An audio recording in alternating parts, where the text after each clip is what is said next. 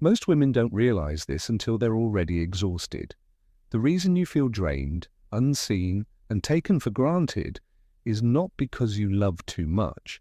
It's because your kindness has been mistaken for permission to overstep, permission to take without giving, permission to stay inconsistent while still accessing your time, your energy, and your care.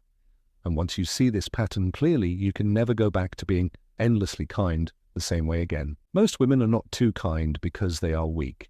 They are kind because they were taught that being agreeable makes them valuable. From a young age, many learned that softness earns love, that patience earns loyalty, and that understanding earns commitment. But what no one tells you is that kindness without boundaries does not create respect. It creates access. And access, when unguarded, is often abused. This is not a flaw in your character. It is a flaw in what you were taught to tolerate. There is a quiet moment every woman experiences when she realizes her kindness has been mistaken for permission to overstep, permission to take without giving, permission to disappear emotionally while still receiving her time, energy, and care. This realization doesn't arrive loudly. It arrives through exhaustion, through the feeling of always explaining, always understanding, always adjusting, while nothing truly changes. And in that moment, something shifts, not into anger, but into clarity. Being kind to men who have not earned access does not make you loving. It makes you predictable. Predictability is comfortable, and comfort does not inspire effort. When kindness is freely given without standards, it teaches others how little they must do to keep you around. Not because men are evil, but because human nature responds to what is allowed. Respect grows where standards exist. Attraction deepens where boundaries are clear. And when those are missing, kindness loses its power. Many women confuse kindness with emotional availability. They listen longer than they should. They forgive faster than they should. They explain themselves when silence would be more powerful. This overgiving does not come from love. It comes from hope. Hope that if they are patient enough, understanding enough, supportive enough, they will finally be chosen, valued, or seen. But hope without self-respect turns into self-betrayal. And over time, that betrayal erodes confidence. Here is the uncomfortable truth. Excessive kindness teaches men how to treat you casually. Not intentionally, not maliciously, but gradually. When you minimize your needs, others minimize them too. When you excuse disrespect, it becomes normal. When you stay gentle in the face of disregard, the message received is not that you are kind, but that you will tolerate this. And tolerance without consequence rewrites the rules of the relationship. This is where many women begin to feel invisible. Not because they are unseen, but because they have made themselves too accessible. They answer quickly, they adjust schedules, they offer emotional labor freely, and in doing so, they remove the tension that creates value. Mystery fades, presence becomes expected, and what is expected is rarely cherished. Kindness was never meant to replace self-worth, but it often does when boundaries are missing. Stopping excessive kindness is not about becoming cold or cruel. It is about becoming selective, about understanding that warmth is powerful only when it is intentional. You do not owe softness to those who offer inconsistency. You do not owe patience to those who show disregard. And you do not owe access to anyone who has not demonstrated respect through action. This shift is not aggression, it is self-alignment. There is a deep strength in restraint, in pausing before responding, in allowing silence to speak, in choosing not to rescue, not to explain, not to overextend.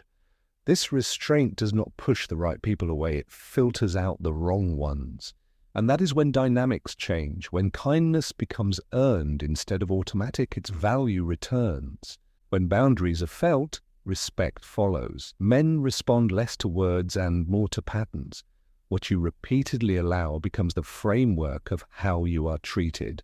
When kindness is constant, unconditional, and unlimited, it stops being interpreted as value and starts being interpreted as stability that requires no effort. This is not cruelty, it is psychology.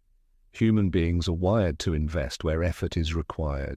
What comes easily is rarely protected. When you stop being endlessly kind, something subtle but powerful happens. The dynamic shifts from comfort to awareness. Access is no longer guaranteed. Attention sharpens. Behavior becomes more intentional, not because you demanded it, but because your energy no longer fills every gap. Space is created, and space creates reflection. Excessive kindness removes consequences. When someone knows you will still be warm after disrespect, still patient after neglect, still available after inconsistency, there is no internal pressure to adjust. Boundaries introduce stakes. They clarify what is acceptable and what is not, without confrontation. And clarity commands respect. Restraint is often misread as distance, but it is discernment. When you slow your responses, shorten explanations, and stop emotionally cushioning situations, reality speaks for itself. You stop translating behavior into excuses, and without translation, behavior stands exposed. Overkindness slowly trains emotional disengagement. At first, it looks like harmony. You are accommodating, you are understanding, but beneath that ease, emotional responsibility shifts onto you. You carry the weight of connection while the other person simply occupies it. And once imbalance sets in, disengagement follows naturally. As replies shorten and effort fades, many women respond by giving more, checking in, reassuring, explaining. But this accelerates the distance. Filling emotional gaps removes the need for someone else to step forward. Overkindness quietly says, I will carry this alone if I have to. Emotional attraction depends on healthy tension. Not drama, not anxiety, but presence. Predictability flattens desire. Comfort turns into complacency. Pulling back is not punishment, it is correction. Silence creates contrast. Space invites reflection. And without saying a word, you allow someone to feel the difference between presence and absence. Pulling back with resentment creates coldness.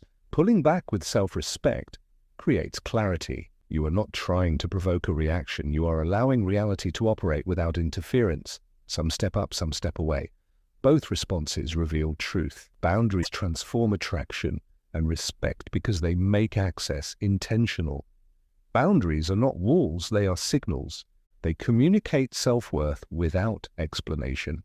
When warmth is paired with boundaries, it gains weight. Time and energy stop feeling unlimited. Care becomes something that must be maintained. Boundaries restore polarity. Definition creates presence, sharpens it. Attention fuels attraction. You become distinct rather than blended into someone's life. Legible rather than accommodating. Clear rather than over-explaining. Boundaries also prevent resentment. Giving remains voluntary, not obligatory.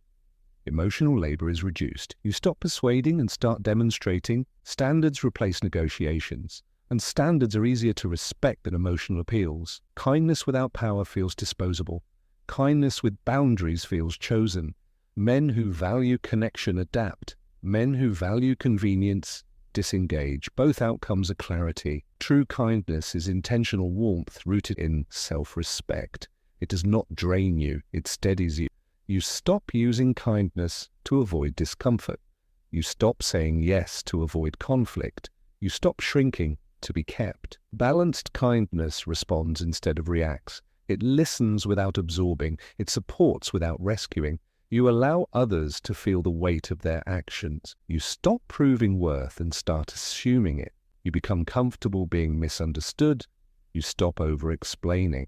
Those who respect you seek clarity. Those who benefited from overgiving feel unsettled. That discomfort is not yours to manage. You feel calmer, less reactive, less emotionally busy. You participate instead of manage. And participation requires mutual effort. When effort disappears, you notice sooner. You leave sooner, quietly. Eventually, this shift becomes permanent. Kindness flows after respect is established, not before. Relationships change because you stop accepting less. Patterns become clearer. Inconsistency disqualifies itself. You recognize reciprocity through reliability, presence, and follow-through. You stop romanticizing potential and start honoring reality. You give without depletion. You care without anxiety. Kindness becomes a choice, not a strategy. You stop fearing loss. Losing what cannot meet you feels like alignment correcting itself. You trust your discernment. You move calmly. You let actions speak. You let time reveal truth. Stopping excessive kindness is not about becoming less loving. It is about becoming more honest with yourself. When kindness is rooted in self-respect, it stops costing you your peace.